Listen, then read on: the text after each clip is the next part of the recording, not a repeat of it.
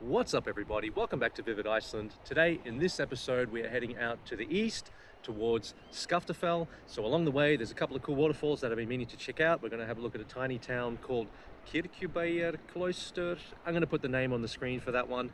And it's also summertime, as you can probably tell behind me. Very green, a lot of flowers are out, so we're going to be checking out these lupine fields as well. Now, I think we're just going to get to it. Enough with the talk, let's go.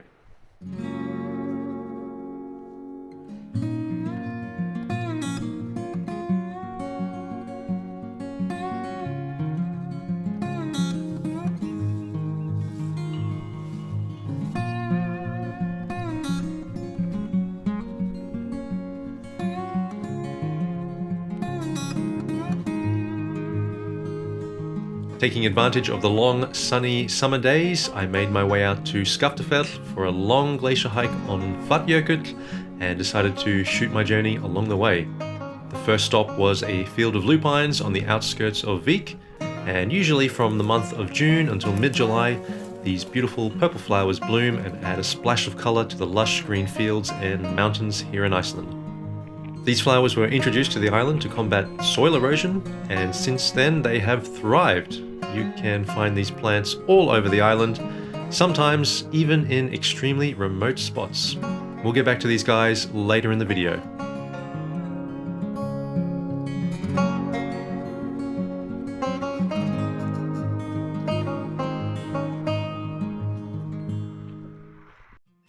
A short drive eastwards brings me to my next stop, Laufskálavarða. I hope I pronounced that one correctly. I'll put a name up on the screen for that one. Anyway, this place is a lava ridge which is surrounded by countless stone cairns. It's nestled between the Holmsá and Skálmá rivers, and travelers throughout the ages would stop here before crossing the vast desert of Mýrdalssandur. And they would pile up some stones to make a cairn, which was supposed to bring them good fortune on their journey. It's certainly a worthwhile stop to make before beginning your adventure out to the east. Not only that, but it has one of the most scenic locations for a public toilet, great facilities, and a fantastic observation deck to boot.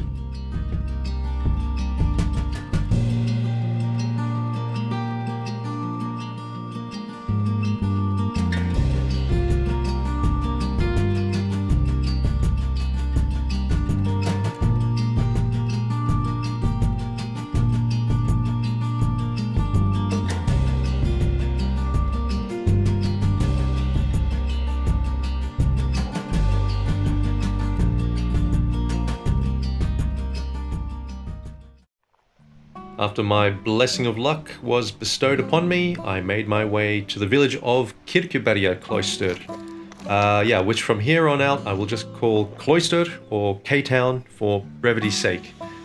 So anyway, the name translates roughly to church, farm, cloister, and has a history stretching back to before the Viking settlement of the island. It is said that Irish monks were the first to have lived in this area, and it has also been a place of religious importance over the centuries. Located about 190 kilometers from Reykjavik, Klaustur is a handy rest stop between Vík and Skaftafell. There are some gas stations here, cafes, and a few restaurants as well. For me though, the main attraction here would have to be this lush, small forest and tall waterfall hidden on the very edge of the village.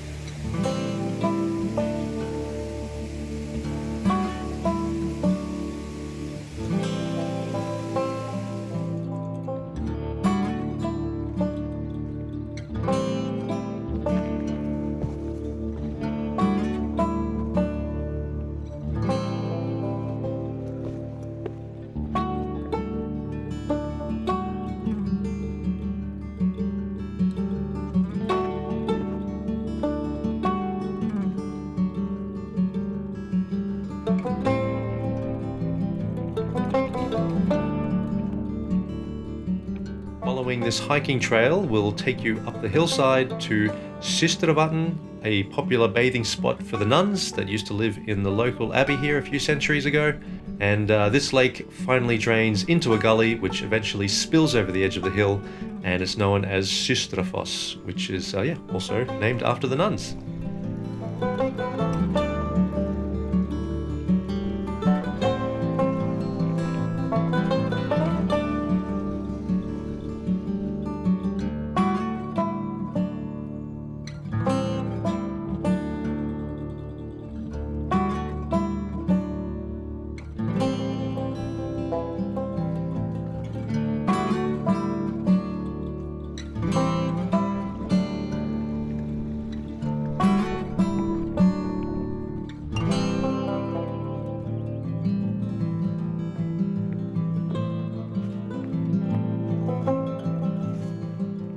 On the return journey, you pass by a small song cave, which was used by the nuns to sing when they saw the monks arriving to their nunnery. It's a very interesting tradition, to be sure. And it's also a very small cave, so I think the nuns must have all been, quite short to fit in here.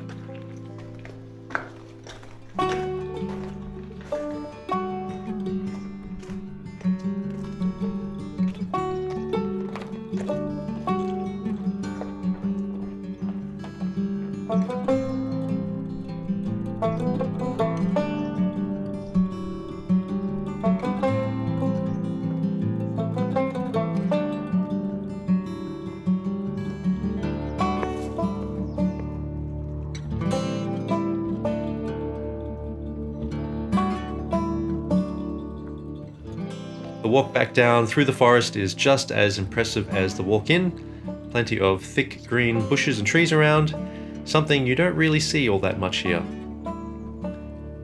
Not only that, but Iceland's tallest tree is in this forest at a whopping 27.18 meters. Well, that was a pretty nice surprise. Driven through this town, countless times, and never actually got out to have a look around. So I'm actually, very happy to have found this forest, and it's inspired me to, maybe put together a proper forestry video here in Iceland. It's a special topic about the island, so keep your eyes peeled for that one.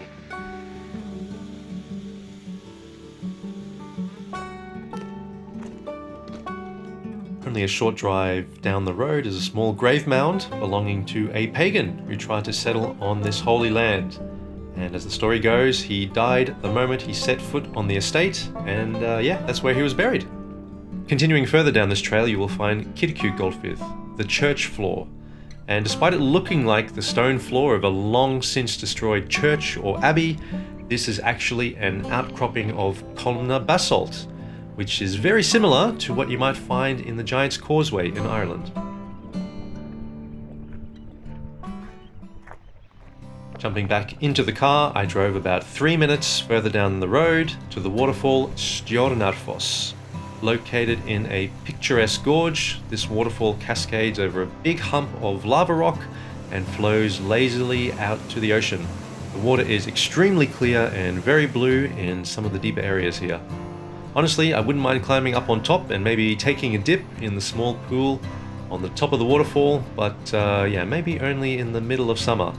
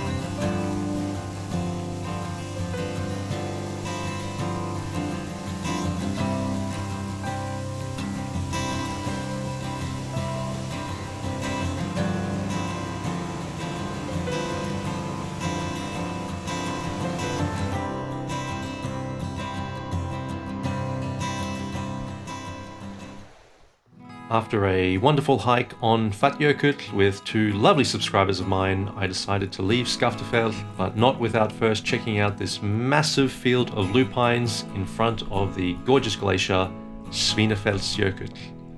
We visited this place in our early hiking Skaftafell video, which I'll put a link up in the top now. Let me know in the comments if you'd like to see more glacier content. I've got a few ideas in mind, such as ice rappelling into moulins, crevasses, and exploring many of the deep reaches of these icy behemoths. If this is what you're after, then just let me know.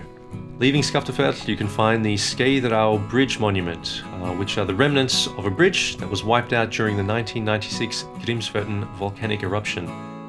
This was caused by a jökullaup, or glacier outburst flood, which originated from the glacier Skeiðarárjökull. It's a very polite reminder of Mother Nature's power.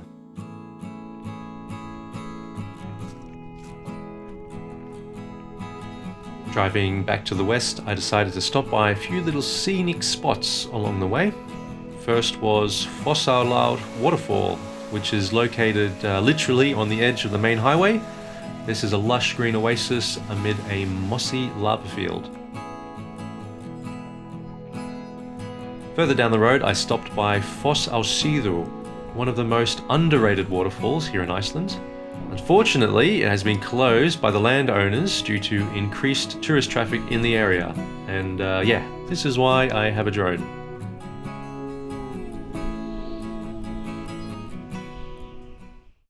The long drive between Klaustur and Vik can be broken up with a few nice rest stops along the way. This one in particular, Skaftáreldhraun, another tongue twister. It's a great little side quest which takes you for a small stroll around a mossy lava field. These lava fields stretch for as far as the eye can see and have been slowly colonized by the ever-encroaching Icelandic moss. All in all, a great place to hop out and stretch your legs and admire one of the many and varied landscapes this place has to offer.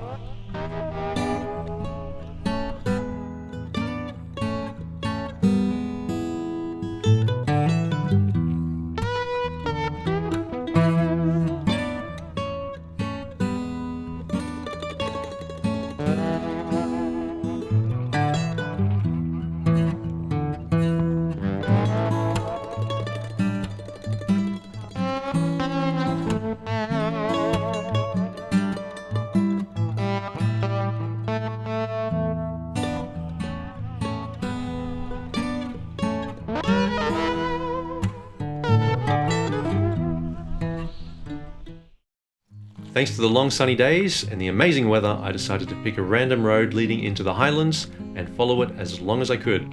In this case, I took road 208 north of the ring route and I made my first stop at Grafarkirkja, a very well maintained church in the middle of a bunch of farmland.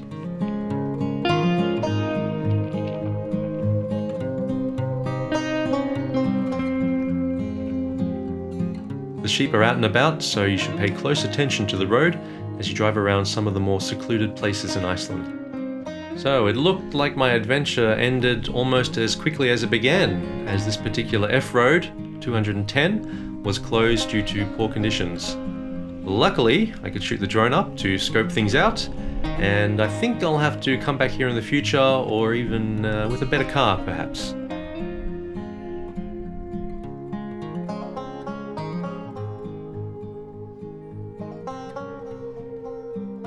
So I was not going to let that deter me, and I decided to double back and return to road 208 to see how far into the Highlands I could get.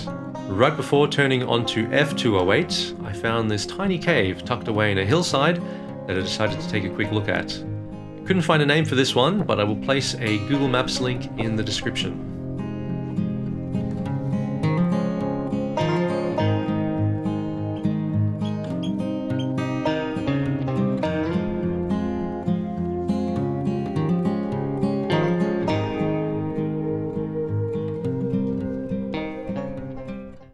The drive to my next stop was quite easy. The road is not in perfect condition, so you will need a 4x4 to manage some of the trickier parts, but your effort will be paid off when you reach Hólaskjól, the Highlands Centre. This is a campground on the edge of the Highlands with many hiking routes and access to some cabins up in the surrounding mountains. I chose the hiking trail that would lead me to the nearby waterfall that I could see on the drive-in. Amazing volcanic rock formations lined the track, and the spray from the waterfall was truly captivating in the golden summer sunset. It probably takes a good 15 minutes to reach the viewing platform above the waterfall, and the hike is very easy to do.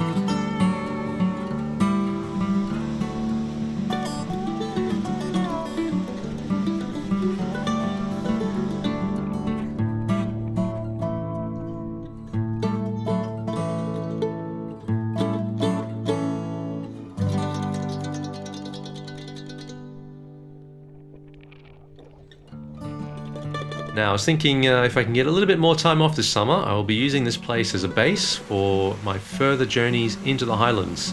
There is just so much to see and do here, but such a short time frame in which to do it. So wish me luck. Okay, that brings us to the end of another episode here at Vivid Iceland. I hope you guys enjoyed what you saw. I know I certainly did. A lot of these places weren't really on my radar, but yeah, I'm glad I checked them out. And, well, weather turned out to be pretty good as well. So let us know in the comments below if you want to see me check out a little bit more of Landmannalauga. The road seems to be in a pretty good condition, so if I can make it in my 4x4, well, I think most people should be able to in their 4x4s, but make sure you check your rental insurance with your rental car company. Yeah, I don't want to be involved in any mishaps out here, okay? But other than that, I'm going to leave you now with some epic drone shots, and hope you guys enjoy. Make sure you're subscribed, and of course, check us out on our website, vividiceland.is, for any tours. Even if you want to come meet us, just drop us a line there, and we'll see you next time.